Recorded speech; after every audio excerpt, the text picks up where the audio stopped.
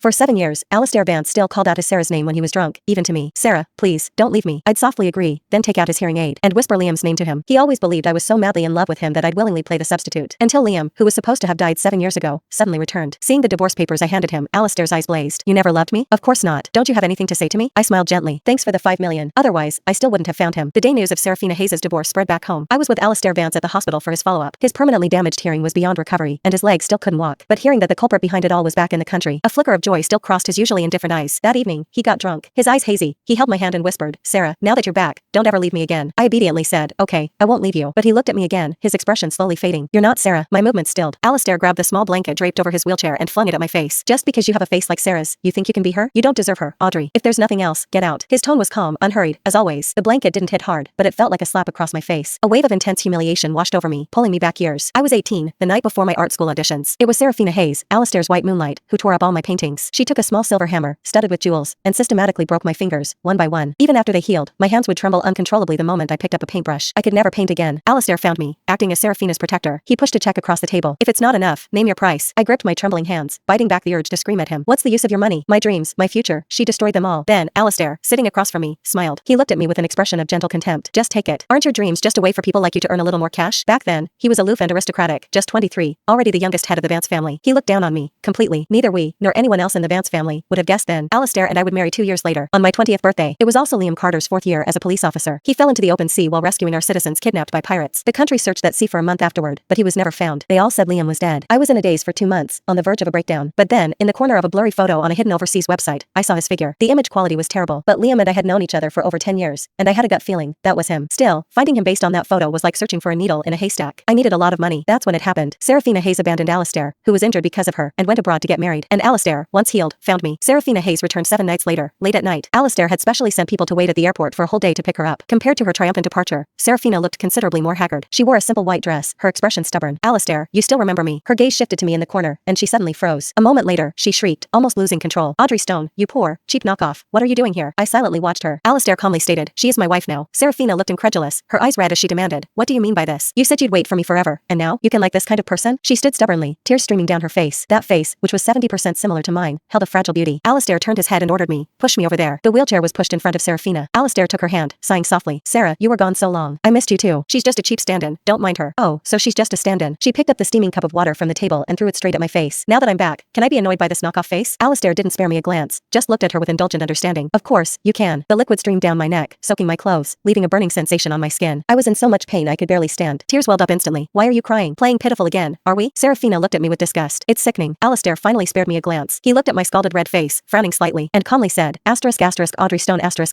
get out." The next morning, I received $500,000 in my account from Alistair. No memo, no explanation, but I knew perfectly well. It was his compensation to me for Serafina's actions. I was no longer as naive and stubborn as I had been at 18, fantasizing about getting justice. I accepted it calmly, even sending him a text saying thank you. After my injuries healed, Alistair looked at my face and suddenly smiled. Audrey I thought you'd always be so proud." I meekly lowered my gaze. "Mr. Vance, people always change. There was a gala tonight. Alistair had specially prepared it for Serafina. After she went abroad and married, the Hayes family's influence back home had waned. Alistair was using his connections to pave the way for Serafina. During the dinner, Serafina's old rival, Mason Reed, suddenly stood up with a drink in hand. "Serafina Hayes, weren't you supposed to be a princess for some royal family overseas? How did you end up sneaking back like a stray dog, looking so pathetic?" Serafina's face instantly turned pale. Mason had someone bring a bottle of high-proof liquor and pushed it in front of her. "I know what Mr. Vance's purpose is for this party tonight. All right, Serafina, you drink this whole bottle, and all our past grudges are settled. If you want to establish yourself here in the future, maybe I can even help you out." Serafina's eyes reddened. She looked at Alistair, tears trembling on her lashes. "This is hard liquor. I'll die if I drink it all." "Alistair, didn't you say you'd always protect me?" Alistair reassuringly squeezed her hand and looked at Mason. "Sera used to be stubborn and she probably offended you, so it's normal that you want to get even. How about this drink? Someone else can drink it as an apology." He paused, then looked at me. Audrey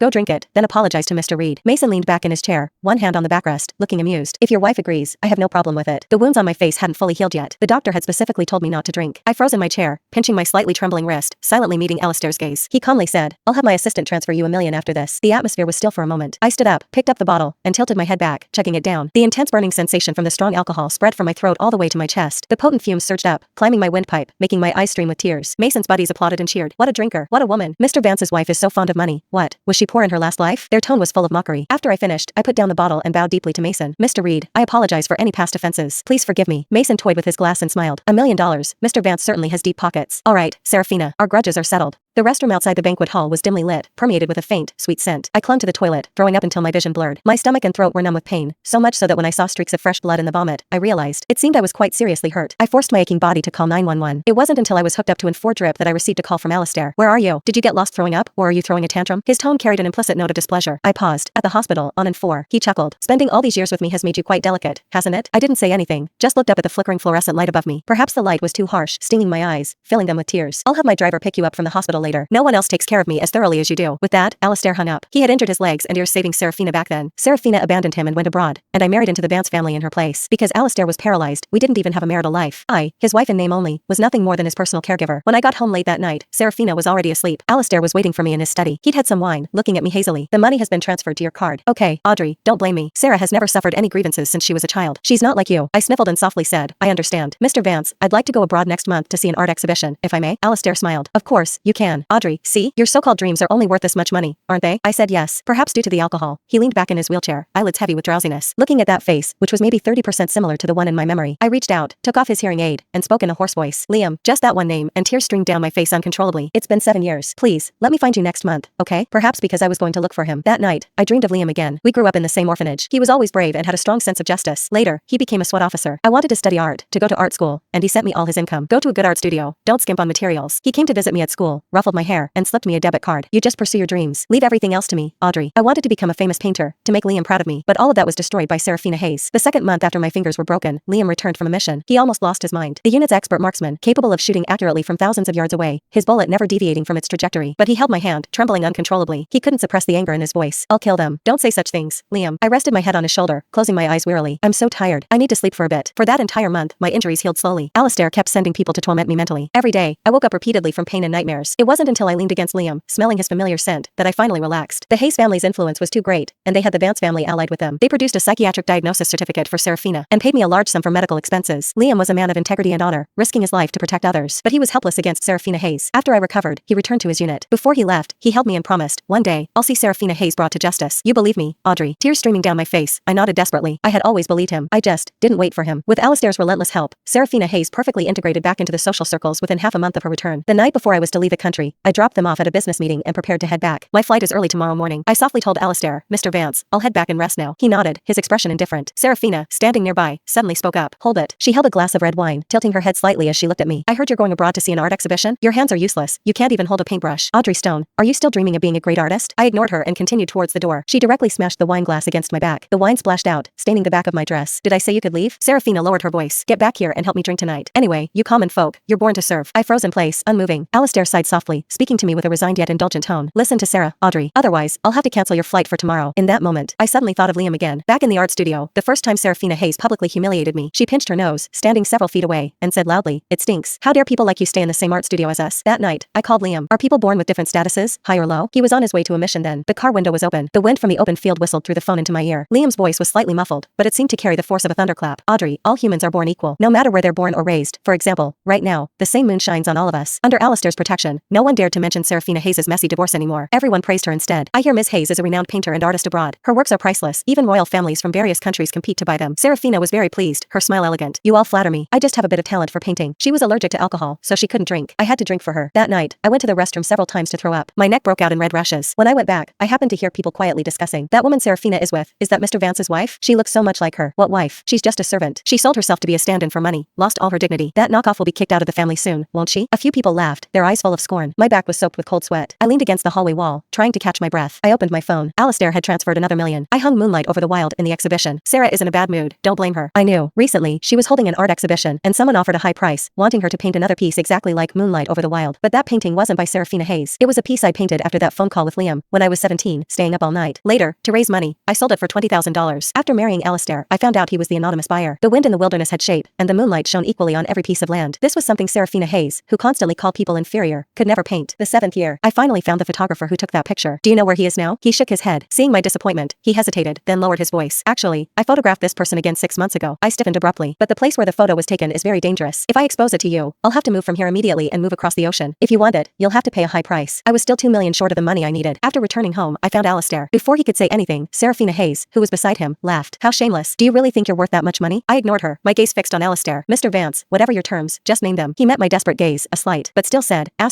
Audrey ***. Sera isn't happy lately. I need to console her. This matter, she'll decide. Serafina looked at me, smiling slowly. Audrey Stone, aren't you proud that your talent is higher than mine? Don't you despise us rich people the most? You want money? Fine, then get on your knees and beg me. The moment I knelt before her, my lips were chapped and bleeding. Serafina suddenly burst into laughter. You actually believe that? How stupid can you be? She narrowed her eyes. Just kidding. Back when I broke your hands, your brother went to my uncle just like that, saying he'd bring me to justice. He didn't know that when he was begging like that, I was sitting right next door, enjoying the show. Your brother is just like you, naive and foolish, one of those common folk. I heard he died? Well, that's truly. She leaned slightly closer, her smile as sweet as a poisonous flower, mesmerizing. Perfect. The taut string in my mind snapped. Before I even realized what I was doing, I was grabbing her hair, slamming her head against the edge of the table. I bit into her shoulder, wanting to tear a piece of flesh off. Serafina had never suffered like this. Tears streamed down her face from the pain, but she was used to living in luxury, utterly no match for my strength. Audrey Stone, are you insane? She struggled desperately to push me away, screaming hysterically, you rabid dog. Finally, Alistair, sitting in his wheelchair, called for the butler and servants. His face was cold, for the first time dropping his facade of gentle politeness in front of me. Audrey, you've been married into this family for 7 years, and you still haven't learned what decorum means. I've been too good to you, letting you lose your sense of proportion. When I was forcibly pulled away by several people, my mouth was full of blood. Serafina was nearly hysterical. She slapped me twice, then ordered the others to drag me into the bathroom. The bathtub was filled with cold water. My face was shoved in. Water flooded my nostrils and eyes, making me tremble and convulse with pain. Just as I was about to suffocate, I was yanked up by my hair and shoved back down again. In the second before I lost consciousness, I wondered, when Liam fell into the open sea, was it like this too? Was he this desperate too? Did he think of me like this? Serafina Hayes's attack was too brutal. In the end, I was rushed to the hospital for emergency treatment. I fell seriously ill. As compensation, Alistair transferred $3 million to me. He said, it's more than what you asked for, so don't make a fuss with me anymore, Audrey. I didn't bother arguing with him. I transferred the money, wanting to buy that photo, but the money was sent back. The photographer's account was deactivated. I sat blankly in the hospital. The sunlight poured in like molten gold through the window, illuminating me, but I felt like I couldn't perceive any warmth at all. I don't know how much time passed, but then there was a knock on the door. I looked up and saw a serious-looking middle-aged man. On the day I was discharged, he led me into an unassuming, secret small building. The situation is very dangerous. Don't look for Liam anymore. We can't even contact him right now. He said, whether he's alive or dead, we'll have an answer in at most a month. I looked at him blankly. So, he's not dead? He wasn't before, but now it's hard to say. His mission is extremely dangerous. He went off-grid a week ago. Tears streamed down my face. My voice trembling, I asked, then why didn't he let you tell me? Liam knew you were married, and that you married Alistair Vance. He said it was to avoid disturbing you. He wanted you to believe he died 7 years ago. When I left the small building, darkness had fallen. I looked at the setting sun, feeling as if fate had played a cruel joke on me. When I returned, Alistair was waiting in his wheelchair in the villa's courtyard. Seeing me, he spoke in a low voice. Where did you go after the hospital, Audrey? Are you mad at me? I looked at his arrogant face, subtly hinting at displeasure. In truth, it bore only a fleeting resemblance to Liam's sharp, battle-hardened face after going through so many life-or-death situations. I just missed him too much. Even that small resemblance was enough to pull me back from the brink of suffocation. But after today, it seemed everything was meaningless. I walked past him numbly, ignoring him, but my wrist was grabbed. If it's about Sera, I admit, I did favor her a bit. His tone was deliberately softened, as if he'd made a huge concession for me. As compensation, I'll have my assistant transfer another sum of money to you. Don't make a scene anymore. I didn't speak, just stared into the distance, at the setting sun during twilight. It was swallowed by the distant mountains, little by little. The moment night fell, I spoke quietly. Alistair, let's get a divorce. He frowned, warning me, these years, I've really spoiled you, made you forget your place. Who else would give someone in your position this much money if you leave me? I covered my face and laughed. What use is money to me? Useless? Did you forget how you knelt and begged me before? I ignored him, simply placing the drafted divorce papers on his desk, and moved out of the Vance mansion. Days passed. A month later, I received an invitation from the orphanage where I grew up, to attend their charity fundraiser. These days, Alistair initially thought I was just sulking, not wanting me to push my luck. Later, he seemed to realize I was serious, and started lowering himself to coax me. Don't make a fuss with me, Audrey. Come back, and I'll have Sera personally apologize to you. I never replied. On the day of the fundraiser, I walked onto the stage and immediately spotted Alistair in the audience. He was staring intently at me. The host asked me, I hear Ms. Stone grew up in this orphanage and has made multiple donations since. Yes, I want the children who come after to have a better life. This was something Liam had been doing ever since he graduated. He was gone, so it fell to me. As far as I know, Ms. Stone had a brother who grew up with her here, working a very commendable profession, named Liam Carter. Hearing Liam's name, I suddenly froze. My gaze swept across the room, then settled on a dim corner of the hall. The heart in my chest suddenly began to pound wildly. It took a long time to find my voice. Not my brother. He's not my brother. Liam is 6 years older than me, but I never called him brother, because I love him. Below the stage, Alistair, sitting in his wheelchair, his face abruptly turned ashen. The most fervent, unmasked affection of my life had always been reserved for Liam alone. The host was stunned. But Miss Stone seems to be connected to Mr. Vance, who is also here tonight. It was just a transaction. Alistair and I are already divorced. I said, thank you, Mr. Vance, for the compensation all these years, which gave me ample funds to search for Liam. Whether he's alive or dead, I had to find him. He will always be a hero in my heart. As I said these words, I didn't look at Alistair, whose eyes were red. I just stared intently at that dim corner, watching that familiar figure step out of the shadows, into the light, walking step by step toward me. He was so much thinner, his cheeks slightly sunken, and exposed skin was covered in scars. But those cold, sharp eyes were fixed on me, bright as stars, softening in an instant. Now, you found me.